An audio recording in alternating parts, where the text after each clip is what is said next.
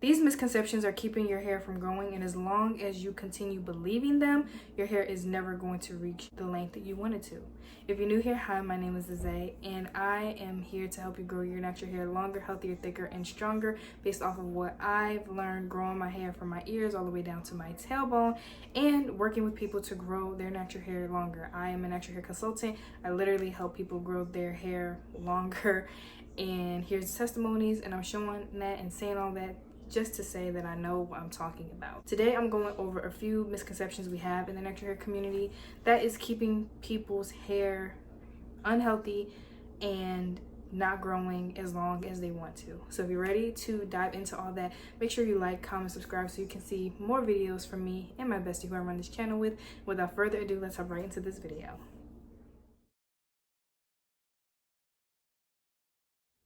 The first misconception I have to debunk is this idea that in order for us to have nice, neat braids, we have to use half a container of gel and smack it on each and every part when it's time for us to go get individuals or box braids or plaits or whatever we want to call them. That is excessive use of gel, and that excessive use of gel suffocates your scalp. That excessive use of gel does not allow your hair follicles to do what it is meant to do. Stop. You don't need to use that much. I really love it when I see stylists put the gel on the hair instead of on the scalp.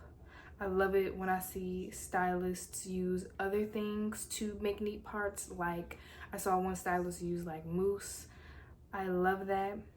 I love it when I see stylists use what we used to, like hair grease or hair butters to make nice clean parts. You don't need to use things that is forcing your scalp into suffocation and keeping it from being able to breathe. I know that you will be able to achieve clean parts without putting such harsh chemicals directly on your scalp and clogging your follicles. That's the reason why clarifying shampoo is such a big deal now, because our scalp and hair follicles are so clogged with junk that we need to use products that particularly take out all of the sweat, dirt, and then when you add big clunky gels to that mix, yeah, it's not allowing your hair follicles to work as well. So reduce your use of gel, especially on your scalp, and understand that there are other ways that you can get clean parts. Before going on to the next point, this is your reminder to please support our direct mutual aid project that helps Black women and children and other individuals in need. Funds go toward a range of emergency services, from helping women safely relocate from domestic violence to helping mothers secure safe housing, food, medicine for themselves and their children.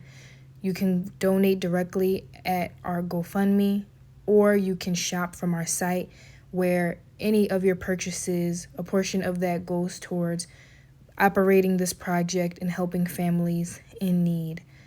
Thank you so much for any way you choose to support. Simply watching this video to the end, sharing it with someone else who may find this information helpful also helps. Any way you help, thank you. God bless you. And without further ado, let's get right back to the video. The second misconception is believing that you, as a type 4 girly, have to detangle your hair until the comb runs through it, as if you have like 3A or 2B hair. Let me kick some real stuff to you right now. If you have type 4 hair, your hair go like this in a spiral, which means that when our hair strands is interacting with the other hair strands, they come together. They are brothers, they are sisters, okay? They love each other, they want to be next to each other, they're community. They're not individuals, they're not in an individual society, okay? That's not how they live, that's not what they do. They come together, which means that when you run your comb through it, sometimes you're going to feel some resistance, but that does not mean that your hair is tangled. And the reason why this is so important is because if you believe your hair is still tangled, even when it is not, you will continue to brush and comb your hair, and that will cause you excessive breakage and shedding. And you want to avoid causing your hair unnecessary shedding as much as possible, because if your hair is breaking off faster than it is growing, your hair will never grow past a certain length. What I do is I make sure that there's not no tangles at my roots, and I make sure that I can take my hands, because I finger detangle only, that I take my fingers and I go through my hand like this. It's good. And sometimes, even if I do feel a little resistance, I'll just gently pull it apart, and that does the trick. There's no need for me to go in with anything that has more prongs than my 4 fingers. You're not gonna catch me using a comb that I would use on like a baby doll. Okay? This is my wide tooth comb right here. 4 prongs. I go through my hair just like this. And that has allowed my hair to grow super thick. I know that a lot of people can feel like they get their hair done faster when they're using a comb to detangle their hair. But that I just say, make sure you're using something with a ton of slip, and that you are also using something in your wash day that is making sure that your hair is strong and not easy to break off. The first thing that comes to my mind is my anti-breakage deep conditioning protein treatment. That is formulated to make sure that your hair is not shedding. That is formulated to make sure that your hair is strong and fortified. That is proven to have those results, and the results is in the testimonies of my customers. You cannot have your cake and eat it too. If you are going to use a comb or dimming brush or paddle brush to detangle your hair, you better be making sure that you're also giving your hair what it needs to be strong enough to withstand that tension. My go-to is finger detangling, but if you must use brush or comb, you also better be pairing that with something that gives your hair the strength to withstand that kind of motion. Believing that you need to braid extremely tight in order for them to last for longer periods. I remember growing up and the saying went around like, oh, the tighter your braids are, the longer they're gonna last. Well, if we're using a container of gel per part, why then do we also need to braid like we're trying to pull our spinal cord up through our scalp? Stop. That is one of the leading causes of traction alopecia in our community. And when people get that, it's really hard for them to recover from, because you are putting the hair follicle under so much stress and duress that it could permanently close. Like, braiding so tightly can cause permanent damage to the hair follicle to the point where it stops producing hair. And when your hair follicles stop producing hair, that is how people become bald. That's how they're unable to grow hair in the future. Stop. You don't need to do that. One of the things that people love about me when I braid their hair is that I'm able to get their hair neat without pulling their hair from their scalp. It's possible. Here's some pictures of Sierra's hair and times I braided her hair. Yeah, your girl got them hands on her, okay? And this is without gel. Clock. Please be careful with who you are letting do your hair, because they can do more damage than is needed. Actually, one of my clients that I'm working with, she went to a braider. The braider used so much gel on her hair that same day her hair and scalp felt so irritated she had to wash her hair. And when she met with me that next day, her hair still felt like it was just covered in gel. There's actually an influencer going around right now about how I think she got some braids done, or I think it was like a slick pony, and the stylist used so much gel that when she went to go get her hair washed and styled by a whole separate person in the salon, they kept taking her to the wash bowl 4 or 5 times to try to get the film off of her hair from how much gel was used. And the stylist pretty much turned her away and stopped her service and didn't press her hair because she didn't feel comfortable using the heat on top of that film. And I think she's still on the hunt for how to get the residue from the gel off of her hair. It's not no joke, okay? What I'm saying to you is not no joke.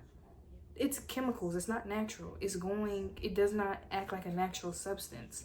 So be careful with how much gel you're putting in your hair, and be careful with who you allow in your hair, because they can do damage that is irreparable or that will cost you a lot of money to fix. The last thing, and what I think is probably the most important thing to debunk, is the idea that your natural hair is separate from your overall health and wellness. Your whole body is a system. When one thing is off, it's going to show up one way or another. And the fact of the matter is, when something is off internally, the first places our bodies take nutrients from is our hair and our skin. So when we see that our hair is or scalp is not healthy, or something is not right, or we see that we're getting dry patches on our skin, that is one of our biggest indicators, aside from pain, that something is off. Okay, so you need to be up on your levels. I'm particularly talking about your lab work, making sure that you are not deficient in any vitamins. If you're deficient in iron, zinc, biotin, protein, could see that reflected in your hair growth. If your hormones are off, if you have a thyroid problem, if you are postpartum, if you are perimenopause, if you are menopause, you are very likely to see that reflected in your hair growth. And vitamin deficiencies, hormonal fluctuations definitely can stunt hair growth. So I need you to understand that if your hair is not cooperating, the first place you could look is at your own health. Are you eating a well-balanced diet? Are your levels where they're supposed to be? Are you on any medications that could be stunting your hair growth? How is your stress levels? How is your mental health? Because we know that hair falling out is 100% a symptom of people living high stress lives. How are you managing that stress? Is there any way that you can unload? Because the fact of the matter is that stress kills.